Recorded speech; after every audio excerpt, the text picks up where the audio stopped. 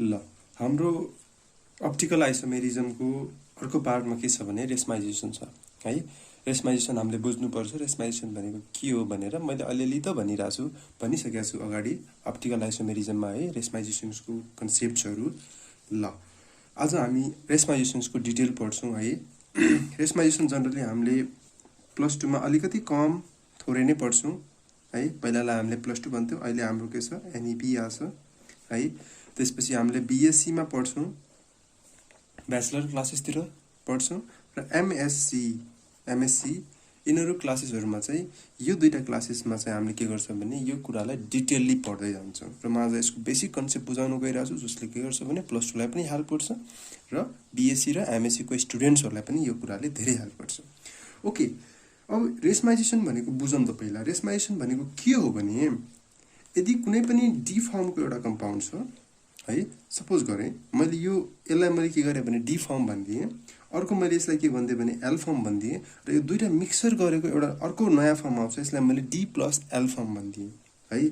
यो के छ भने यो डी फर्म छ भने यो अप्टिकली एक्टिभ छ है। लाइटको प्रेजेन्समा यसले रोटेसन देखाउँछ है। यसले पनि के गर्छ भने लाइटको प्रेजेन्समा रोटेसन देखाउँछ है। तर यसले के गर्छ भने फाइनली प्लस र माइनसको बिचमा के हुन्छ भने यो न्युट्रल हुन्छ, त्यसैले यसले लाइटको प्रेजेन्समा रोटेसन केही पनि देखाउँदैन। हामीले त्यही कुरा गऱ्यौँ यसमा। यसलाई डी फर्म हुन्छ, एउटा कुनै कम्पाउन्ड डी फर्मको कम्पाउन्ड छ, अर्को एल फर्मको कम्पाउन्ड छ र दुईटालाई हामीले एउटामा मिक्स गर्यो भने त्यो फाइनल मिक्सरलाई हामीले के भन्छौँ भने रेसमिक मिक्सर भन्छौँ र त्यो के हुन्छ भने अप्टिकल्ली इनएक्टिभ हुन्छ। अप्टिकल्ली इनएक्टिभ हुन्छ है, कन्फ्युज नहुने। अप्टिकल्ली इनएक्टिभ हुन्छ यो चाहिँ है। ल बुझ्यो यति? ल यति बुझिसक्नुभयो भने त्यसपछि म एउटा इक्जाम्पल दिन्छु र यसलाई मैले के गर्छु भने थोरै लेखिदिन्छु म है। इक्जाममा पनि त थोरै लेख्नु पऱ्यो नि त हामीले। यो के हो भने एउटा प्रोसेस हो यसमा है, प्रोसेस है। म सर्टमा लेखिदिन्छु, इक्जामको लागि तपाईँहरूले आफै लेख्न सक्नुहुन्छ या त बुक्सहरूमा जतातिर सर्च गरे पनि यो पाउनुहुन्छ है।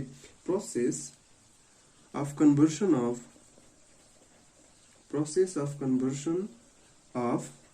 optically active form of compound, process of conversion of optically active form of compound into inactive due to केले गर्दाखेरि भने एक्सटर्नल कम्पेन्सेसनले गर्दाखेरि, एक्सटर्नल कम्पेन्सेसनले गर्दाखेरि के हुन्छ भने कम्पाउन्ड चाहिँ के हुन्छ इनएक्टिभ भइदिन्छ। ल त्यसपछि अब यसलाई हेरौँ। अर्को एउटा पोइन्ट हामी लेख्छौँ। एउटा पोइन्ट के छ भने हाम्रो नोटमा लेख्छु मैले यसैलाई है, इक्जाममा काम लाग्न सक्छ यो नोट। के छ भने इफ एनी अर्ग्यानिक रियाक्सन, हेरौँ त लेख्छु पहिला म, if any organic reaction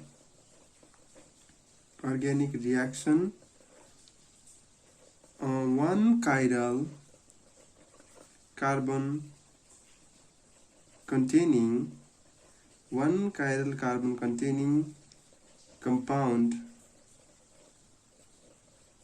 compound is obtained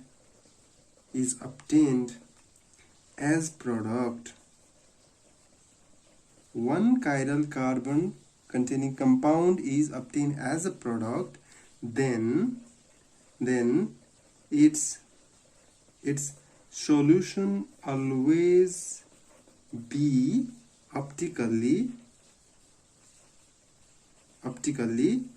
inactive due to resmization or formation of racemic mixture. Due to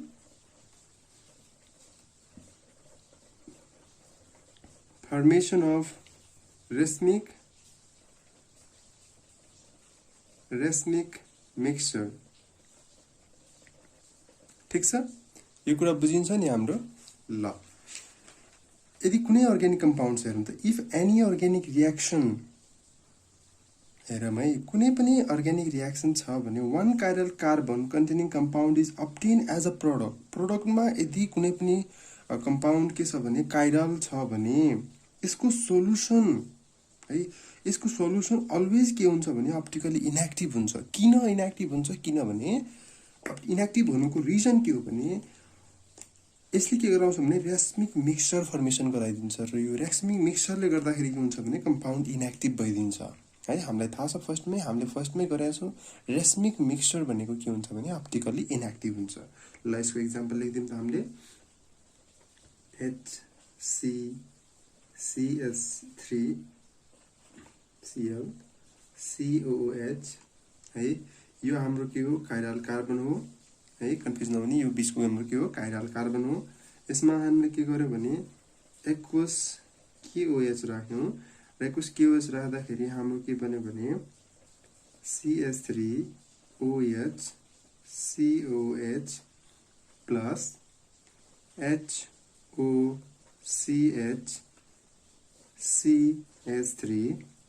CH3COH यसरी आयो है हाम्रो।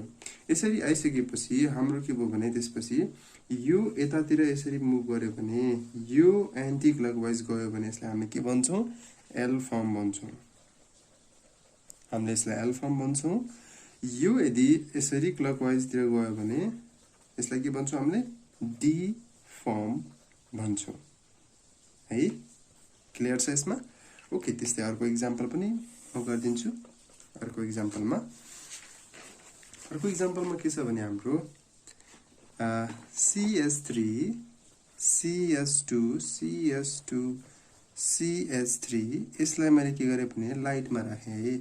यसलाई मैले के गरेँ भने लाइटमा राखेँ क्लोरिनसँग राखेँ भने यसले के गरायो भने काइरल कार्बन क्रिएट गर्छ। यसले चाहिँ हेरौँ है कार्बन छ CH3 प्लस हेरौँ त अर्को के छ हाम्रो यहाँ आएर क्लोरिन बस्दिन्छ हाम्रो यहाँ हाइड्रोजन छ हाम्रो है। त्यस्तै हाम्रो के छ CH3 CH2 CH3 Cl हेरौँ त यसमा के छ भने यो भनेको हाम्रो के हो यो भनेको हाम्रो के हो हाम्रो यो भनेको के हो भने काइरल कार्बन हो यो चाहिँ है। यसलाई हामीले भन्छौँ काइरल कार्बन। यदि काइरल कार्बनको कन्सेप्ट थाहा छैन भने मेरो अगाडिको भिडियोजहरू हेर्नुहोस् त्यसमा मैले कम्प्लिटली क्लियरली भनिदिएको छु काइरल कार्बन भनेको के हो है। यो के फर्म हो डी फर्म बन्छ यसमा के एल फर्म बन्छ। यो एल फर्म कसरी छुट्याउने त अब यसको रोटेसनलाई हेर्दिउँ न। रोटेसन हेरेपछि त क्लियरली हुन्छ। हाइड्रोजनको रेस्पेक्टमा राखेर यसलाई मैले के गरेँ भने यसरी क्लकवाइज रोटेसन गराइदिएँ भने क्लकवाइज रोटेसन भयो भने के हुन्छ डी फर्म हुन्छ हैन। यदि एन्टी क्लकवाइज रोटेसन भयो भने के हुन्छ एल फर्म हुन्छ। हाइड्रोजनको प्रेजेन्समा यसलाई मैले के गर्छु भने एन्टी क्लकवाइज रोटेसन गराइदिन्छु यसरी रोटेसन गराइदिन्छु। हेरौँ त यो के हो भने यसैलाई हामीले के भन्छौँ यसलाई भन्छौँ हामीले DL पेयर अथवा DL फर्म भन्छौँ। हामीले यसलाई DL फर्म भन्छौँ जसको हामीले के भन्छ रेस्मिक मिक्सचर भन्छौँ जुन के हुन्छ हाम्रो अप्टिकल्ली इनएक्टिभ हुन्छ हाम्रो है। ल त्यस्तै अर्को छ हाम्रो मेजोफर्म भनेको के हो त अब है। मेजोफर्ममा जाम हामी मेजोफर्म अथवा यसलाई हामीले एम फर्म पनि भन्छौँ है। एम फर्म भन्छौँ यसलाई हामीले ल एम फर्म भन्छौँ। अब यसमा के छ भने हाम्रो एम फर्ममा के छ भने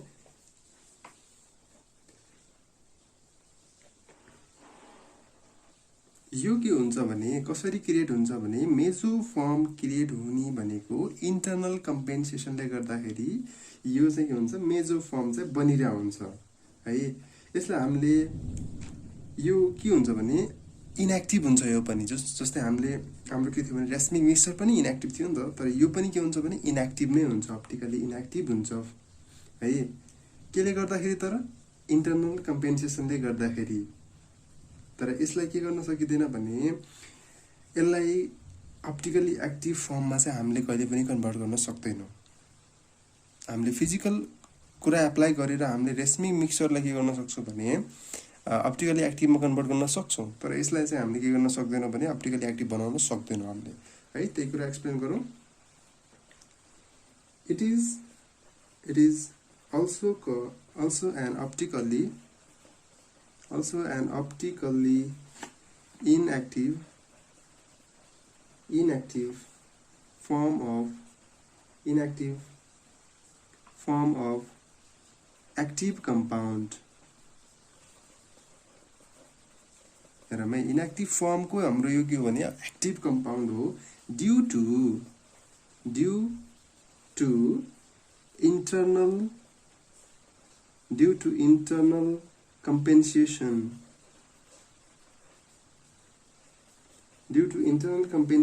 and it cannot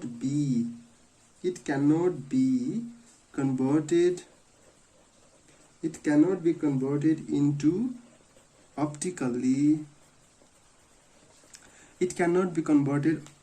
optically active form of compound। भाइ क्लियर छ नि? यसमा के चाहिन्छ भने हामीलाई एउटा कन्डिसन चाहिन्छ, सिमेट्रीको कन्डिसन चाहिन्छ है। सिमेट्री भनेको के हुन्छ भने सिमेट्री भनेको कसरी बुझ्ने भने जस्तै यो प्लेन अफ सिमेट्री, प्लेनमा बसिरहेछ भने यसलाई प्लेन अफ सिमेट्री भन्छौँ हामीले। यदि यसरी प्लेन भन्दा बाहिर देखिरहेछ भने यो पनि हाम्रो के हुन्छ भने एउटा सिमेट्रीको कुरा आउँछ यसमा चाहिँ, है। यसमा चाहिँ के हुनुपर्छ, एउटा presence of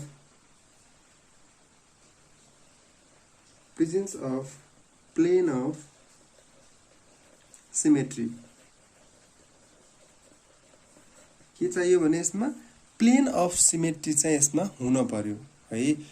यसको भनेको के हो, यो नेसेसरी कन्डिसन हो यो, है। यसैलाई मैले के लेख्छु भने इट्स अ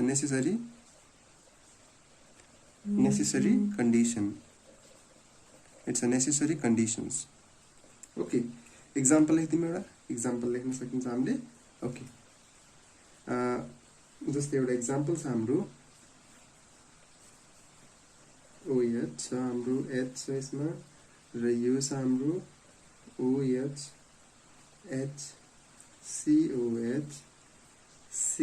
COH। यो के हो भने यसमा सिमेट्री हेऱ्यो भने यदि यसलाई बीचबाट काट्यो भने यो के हुन्छ, हाम्रो प्लेन अफ सिमेट्री यसलाई भन्न सकिन्छ।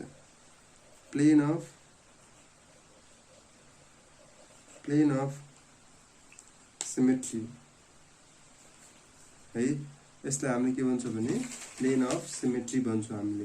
ओके, ल अब यसरी बुझ्यो भने त्यसपछि म अर्को त्यसपछि बनाउँछु। यसबाट मैले के बनाइरहेको छु भने अर्को कम्पाउन्ड हेर्छु मैले। अर्को कम्पाउन्डमा यसरी छ HCOH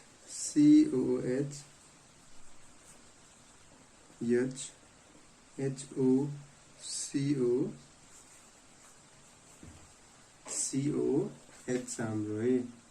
त्यसपछि यदि मैले यसलाई हेरेँ भने यसको प्लेन अफ सिमेट्री के हो, यो हो नि त यसको plane of symmetry. Plane of symmetry, यसको प्लेन अफ सिमेट्री चाहिँ हाम्रो के हो, यो हो नि। ल त्यसपछि अब अर्को के हुन्छ भने प्लेन अफ सिमेट्री, यसको मलिक्युल्सलाई यदि मैले रोटेसन गराउन थालेँ भने, है, यो हाइड्रोजन यसरी रोटेसन हुन्छ, जसलाई हामीले +1/2 डी रोटेसन भन्छौँ, है। यो यसरी रोटेसन हुन्छ, यसलाई मैले के भन्छु भने -1/2 L रोटेसन भन्छु, है। यो हाइड्रोजन यदि यसरी रोटेसन भइरहेछ भने यसलाई मैले के भन्छु भने +1/2 डी रोटेसन भन्छु। यसलाई के छ भने यसरी रोटेसन भइरहेछ भने म यसलाई के भन्छु भने L रोटेसन भन्छु, -1/2 L रोटेसन भन्छु, है। ल अब यसलाई मैले कम्प्लिटली के भन्छु, यो चाहिँ के हो, हाम्रो मेजो कम्पाउन्ड हो। यो हाम्रो के हो, मेजो कम्पाउन्ड हो। यो चाहिँ हाम्रो के हो भने डी फर्मको हाम्रो कम्पाउन्ड हो, है। डी फर्मको कम्पाउन्ड हो। अब यसकै मैले एल फर्मको कम्पाउन्ड लेखेँ भने COH है। त्यसपछि अर्को छ मेरो अर्को छ COOH है। यहाँ H छ, OH OH EH। अब यसलाई मैले यसरी रोटेसन गराइदिएँ। यो के हो एल फर्मको भयो है। यसलाई मैले के गरेँ यसरी रोटेसन गराइदिएँ। यो अर्को भयो हाम्रो। अब यताबाट म यता जान्छु। अब यसको मैले मिरर इमेज देखाउँछु है। मिरर इमेज देखाउँदाखेरि यो के हो भने OH ग्रुप यहाँ छ, H ग्रुप यहाँ छ र H यहाँ छ है। यसबाट OH त्यसपछि COOH COOH यसरी रोटेसन गराएँ मैले। यसलाई मैले के गरेँ यसरी रोटेसन गराएँ भने मिरर इमेजमा यदि मैले मिररमा राखेँ भने यसलाई है यो कस्तो बन्छ भने हाइड्रोजन यो साइडमा देखिन्छ, HO यो साइडमा देखिन्छ, COOH त्यसपछि मेरो के छ भने यो H यो के हो COH है। अब यो यसरी रोटेसन हुन थाल्छ, यो यसरी रोटेसन हुन थाल्छ भनेपछि यो के हो भने एल फर्म बनिदिन्छ कि है। एल फर्मको टार्ट्रिक एसिड बनिदिन्छ यसमा। यसलाई हामीले के भन्छौँ, यो कम्पाउन्डको नाम के हो टार्ट्रिक एसिड है। यदि मिररमा हेर्यो भने यसको अपोजिट हुन्छ। यो भनेको डी फर्म छ भने यो के भन्छ भने एल फर्ममा कन्भर्ट हुन्छ है। ल हाम्रो चाहिँ के छ भने रेस्माइजेसन्सको कन्सेप्ट हामीले बुझ्यौँ। यसमा रेस्माइजेसन भनेको के हो अनि मेजोफर्म भनेको के हो पनि बुझ्यौँ हामीले है।